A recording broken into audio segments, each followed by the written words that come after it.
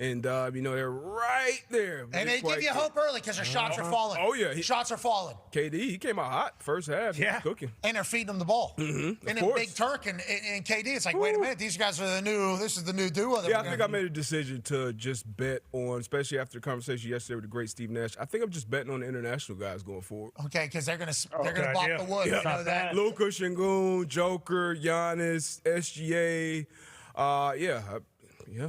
I think I'm going to go with those guys. Okay, not a bad idea. Let's go international heavy on the prop betting for the NBA. Yep. Just to kind of reiterate the fact about them knowing what the hell's going on. You mentioned a stat about the sportsbooks last night. Yeah, points and rebounds for KD was 28.5. He had 20 and 8 going into overtime, got 1 rebound in overtime to get the over 29, and then I guess in the double overtime he hit a 3 as well. So, without the overtime, a lot of bets don't hit last night, especially with Kevin Durant prop bet. SGA, too, just looks like he's shooting at a bigger bucket, AJ. This guy's special. I don't know how much of the games you got to see last night.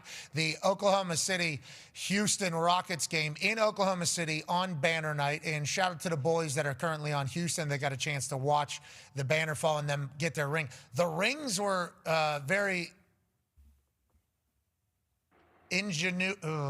a lot of ingenuity in their rings. Yeah. So you're able to just pop off a ring and then basically get a smaller ring that you can wear out and about in public because nobody can wear Super Bowl rings except for Bruce Arians when he comes in here. Yeah. And he puts this thing on. And it literally looks like he's got some caricature of a ring on his hand. Where's yours, and it just makes noise. AQ sitting in the safe. AQ needs to do that, but it's so big. I think a lot of people talk about it. There was even multiple tweets about like how a lot of people say these Super Bowl rings and championship rings are getting too big. So for them to think past that and be like, oh, let's actually get a little ring inside of it. We can put all the stuff. Then the boys can wear that whenever they want to go out and about. And then obviously whenever we want to flex our shit, we can go ahead and put the bigger one on. This Oklahoma City team is special, AJ. That's what I think I watched last night. They're only going to continue to be that. Yeah, I'd actually like to attend a game there. I bet it's one of those places where if you go in person especially, you feel like the atmosphere and how they rally around this squad. I watched the whole pregame situation where they're getting their rings and all that. Man, Oklahoma City seems like the center of the basketball universe right now if you watch. Well, let's not get crazy, okay? Because we got the Fever here doing all these magical things. Yeah, and great year. The Pacers obviously about to go off and do something magical with Rick Carlisle. But on that note, we all watched as Pacer fans last year during the finals like, damn, that place is awesome. Yeah. That place is cool. And the people like watching their style of play. Now, SGA was called foul merchant and all these things. He's just so much better than seemingly everybody on the court at just getting buckets. The guy will get a bucket whenever the hell he wants. Yep. They needed a 2 because Kevin Durant missed a free throw. Everybody's like, you can't miss that. If he would have made it and they needed a 3, SGA's knocking down a step back 3. Like, that is just kind of who he is at this stage of his career. He's fun to watch, man. His mindset, too, is deadly. Yeah, and I've been loving watching some of the clips from the starting 5 that he has kind of behind the scenes, just his whole vibe and his mindset. I think a part of it, he was like, they asked him about a 30-point game, and he was like,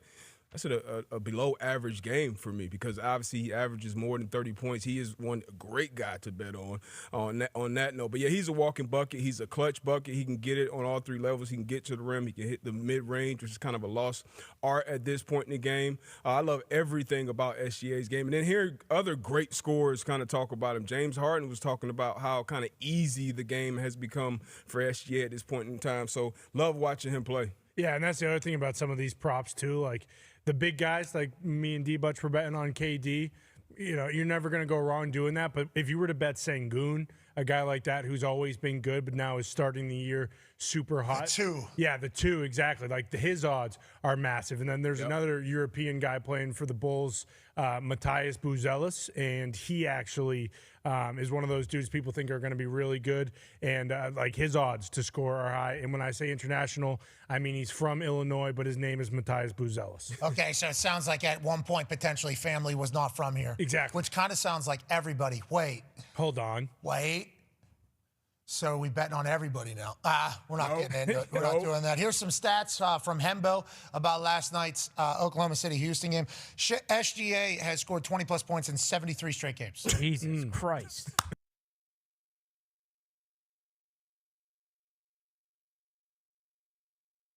points for Yeah, that. they won't even get an odd on that. Passing Kevin Durant and Michael Jordan for the 4th longest streak in NBA history. People have done it more. Okay, we shall see. Thunder outscored the Rockets 26-12 in points off turnovers. Kevin Durant took only 3 shots in the 4th quarter in OT, which certainly made Darius J. Butler pumped about betting on his over there, including 0 in the first overtime. He's passing a lot. He was deferring a lot to others. I found that interesting. Obviously, new team, they'll kind of work through it. And then Sengun here, the big Turk fella. First Rockets player with 35 points, 10 rebounds, and 5 assists in a season opener in franchise history. Rockets, their starting lineup had an average height of 82.2 inches, the tallest for any starting lineup in a season opener since starters were first tracked in 1970 and 1971. So, hey, Hembo, come on, bro. America, we need to know what that is. Yeah, and that's going to get broken tonight by the Mavericks, just for the record, for tallest lineup ever if Cooper Flagg's playing point guard. Well, and then Wemby has an opportunity to potentially break that with any teammate that they bring in on any given whim. But on that note, 82.2 inches. 12, 24, 60, 72, another would be 12, that'd be 6, 84, 70. Looking at about 6, yeah, 6'9", 6'10", in that range. Now, that is us just saying what a high number would be in our mind. We didn't do the actual math there, right? Well, I just did, 72 6'10". Yeah, 12. 6'10"? 12 times 5, I was 60. just saying a number that would be a big average. Because That's literally all I 6 did. foot. Yep. So 6'10". 6'10". 72 is 6. Yeah. So 7 Yeah. feet is 84 inches. Yeah. It's a tall team. They're playing at a different altitude, AJ, than anybody since the 1970-71 stat was created, AJ. That's a tough team to handle, especially. Is that a good thing? I mean, is that always a great thing? Can they get back on D? I don't know. I mean, they lost. So. You worried about them? You know how tall? You know how these big tall? You watch them in person. These guys are the stopping and starting and getting back. Like they are freak athletes. We know that for being 6'10". SGA put Kevin Durant in a little bit of a blender, actually, to get him to foul out. Kevin Durant fouls out of last night's game. He was bummed out, too. I appreciated Good how much defense, he yeah. cared. It was great, too. He was on. Yeah, Effort, max effort. That's overtime, too. That's a lot of max effort on there. Udoka. And then I think he was in SGA's head. He's like, oh, he's going for it right now. SGA goes, I don't think so.